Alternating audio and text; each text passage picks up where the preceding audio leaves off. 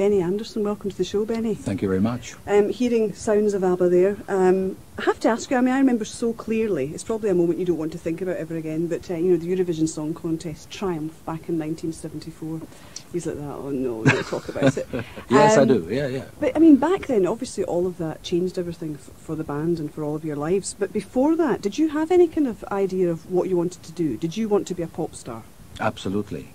I was a pop star before ABBA. Ah. I was in a band called the Hep Stars in the 60s, and we were the greatest band in the 60s for like 4 or 5 years. That was rock and roll.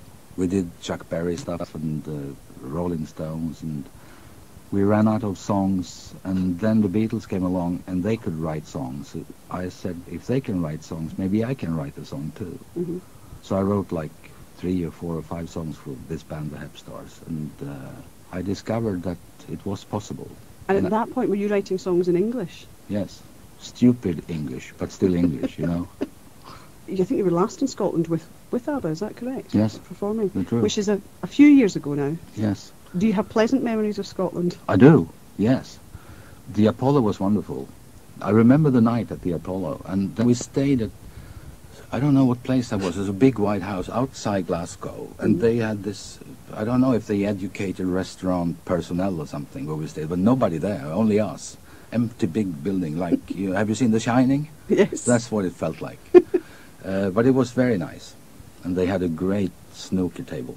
Oh, really? So you've You got see, very yeah. good memories. Your life couldn't have been that rock and roll because you can remember things in a lot of detail. I'm surprised. But I suppose a lot of people listening today would think, gosh, ABBA must have toured a lot. But from what I've read, We did not. you didn't. We never did that. Because, you know, how long it takes to write a good song. No, you don't, but it takes a long time. I know some musicians and they take a long time. It takes a long time, at least for me, and for some people maybe not, you know. I read an interview with Elton John the other day. I mean, they did like the whole Goodbye Yellow Brick Road in like 3 hours or so. Mm-hmm. Maybe they did, but it's not like that for me. So you were So concentrating Bjorn and on I the said writing. that let's not go on tour. Let's sit home. Let's work 9 to 5 trying to write songs. And we did that, and then we needed like as long time after that to record them. So we never toured much. And in terms of the writing then, what was the kind of dynamic like between the pair of you? I mean, did you just instantly click in terms of songwriting? Oh, we did a long time. When we first Yes, met, yes. yes. He was in one, when I was in this great rock and roll band, he was in a corny band called the Hootenanny Singers. And they were doing folk music, you know, like the Kingston Trio type of things. And we met, and he wrote songs and I wrote songs, and we said, let's try to write a song together. And that's what we've done since. And of course, very well documented, Benny, about the whole kind of up and down whirlwind of ABBA. I mean, it is quite a unique one, you know, of this sudden, it seems like overnight stardom and the well-crafted pop songs. And then after that, after a certain period, you know, you go hugely out of fashion. But then, surprise, surprise, back in. I don't understand why, you know. I'm happy it happens. Mm-hmm. It's amazing that there are young people today that would like what we did then, like 25 years ago. I don't know if it's flattering or what it is, but it's just wonderful in a way. I Yeah. think it is a tribute to the songwriting, though, isn't it? Because if it was just the kind of I would kitsch think and the I glamour, hope so, yes. without the songs, And- it wouldn't go on. And also to the effort that we put down then when we were in the studio. I mean, we were sitting there and we would not leave the studio until we were all happy.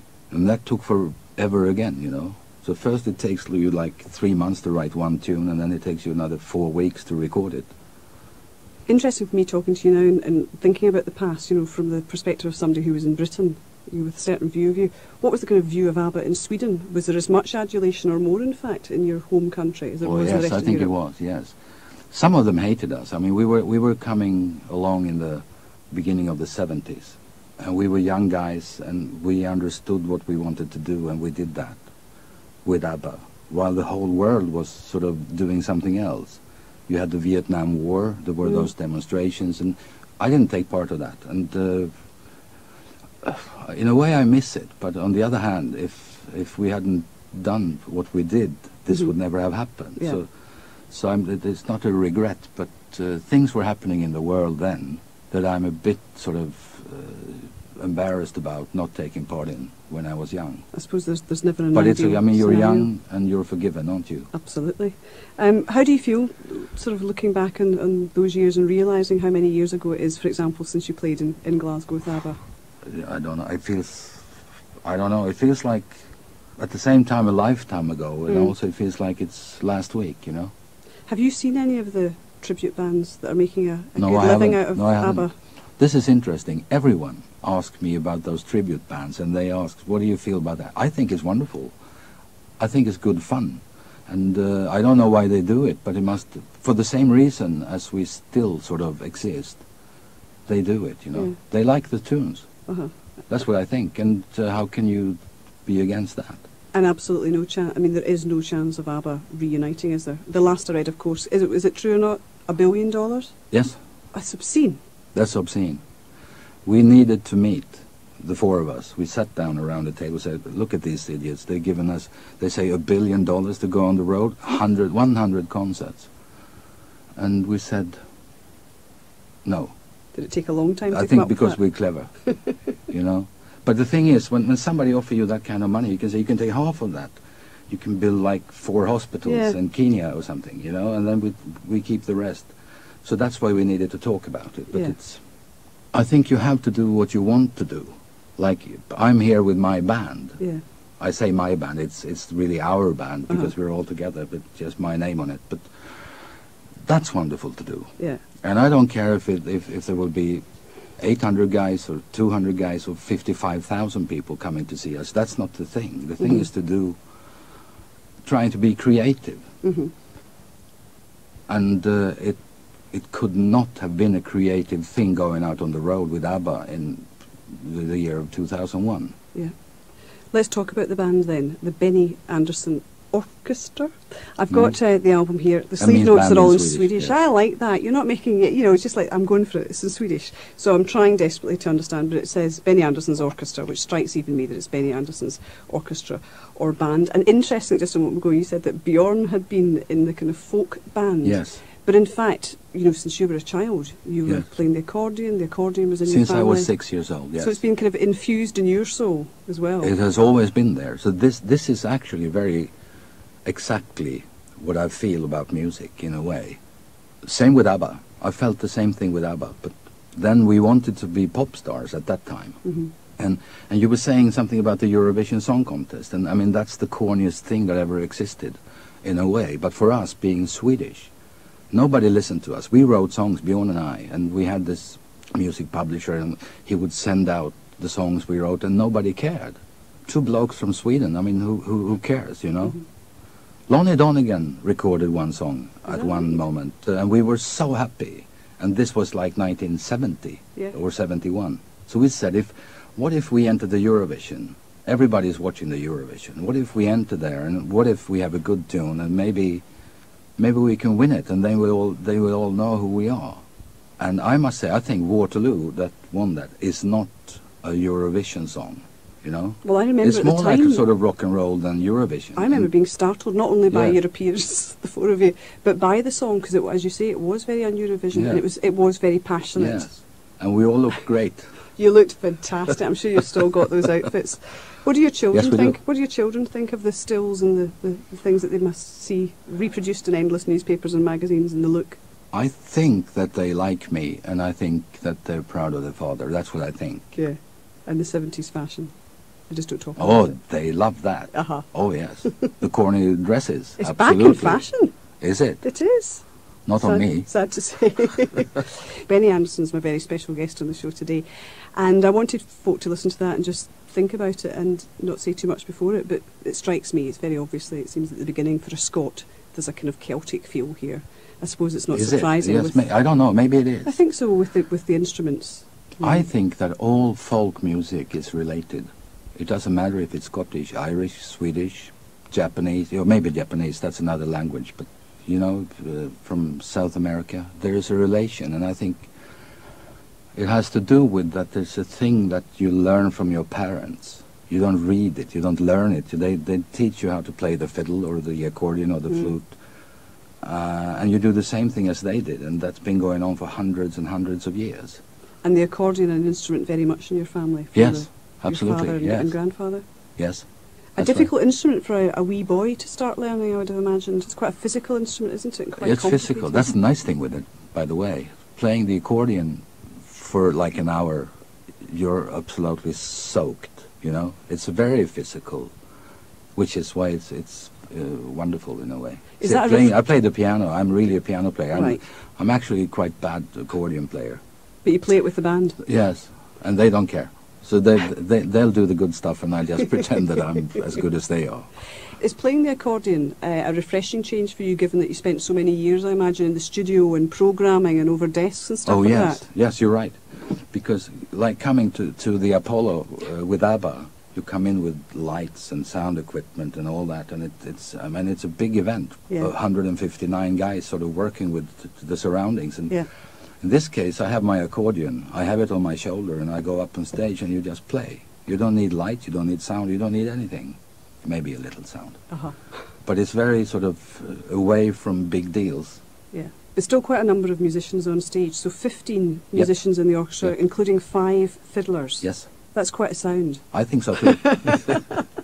But this is the third record. We did one in 1987 and one in 1989. And a very If- popular band in Sweden. Yes. This album has record been at has number been one. number one in the charts, That's and I haven't amazing. been number one since Super Trooper. You see? That's fantastic. Not bad. Now, do you think it's because it's you and your band, and because you're such a high-profile musician, you know, globally as well as in Sweden, or is there? And I don't know. I don't know the answer at all. Is there a taste for this music already existing in Sweden? You know, there are other sort of this similar is- records in the charts there. It's amazing to have an accordion player at the top of the charts. Right. I think it's because of the band, because it's a great band. It's also because of the girl Helen, who is singing. That song is still number one in the single charts in Sweden. It's been number one for like, I don't know, 3 months. Is this So I think Sister that's Dance? one of the reasons. Yes, Our Last Dance. Yes, yes. Which we're going to- Lyrics by Björn Ulvaeus, Yes, the so- fat guy in ABBA. See, I was trying not to say I'm with Benny the bearded one. I didn't say that, but now he's done Bjorn the fat one, so fair enough. I wondered also, you talked about using the Eurovision Song Contest in a way as a platform to present your music, which you would have been denied. It because was of- a good chance for us, Yeah. you know. Now, in a way, is the fact that you're exploring this music, is that also, do you think partly a little bit of it is you presenting Swedish culture unashamedly to the world? I don't care if I present something to people. I mean, we do this because I want to do this. Yeah. And as I said, I mean, if people like this record, wonderful. If they don't, it's still done for only one reason, that it's nice to be with friends and to play together. And if we're good at that, which we are, I think, we might as well record it. Yeah. So that's how it works. And And I think it's wonderful to be here in Glasgow, because if we do this in Sweden, they all know me. They all know, they don't know everybody in the band, but they know what we represent, and Yeah. they know many of the songs from like 1987, 1989. So we can always finish with one of the songs I wrote for my wife Mona when she was 40. Right. Huge hit in Sweden. So whatever we do, we can end with that song, and they would all sort of recognize that, Yes. and we're all in good shape. Now here, you don't know anything. You're not gonna. You don't know what this is going to be, and we don't know, and it's sort of scary.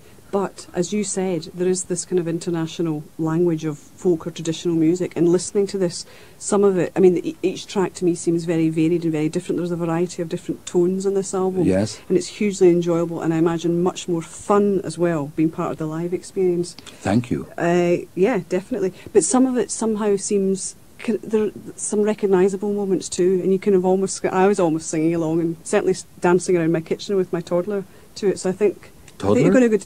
A wee boy. Okay. It's a good sounding word, isn't it?